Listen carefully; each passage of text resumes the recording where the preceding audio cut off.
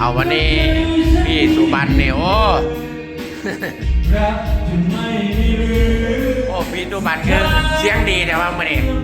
โอ้สุดยอดรีบเอา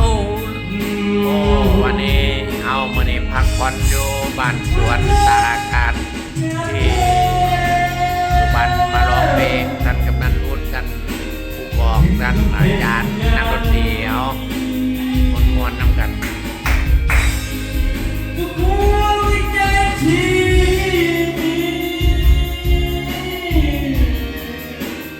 มันก็แล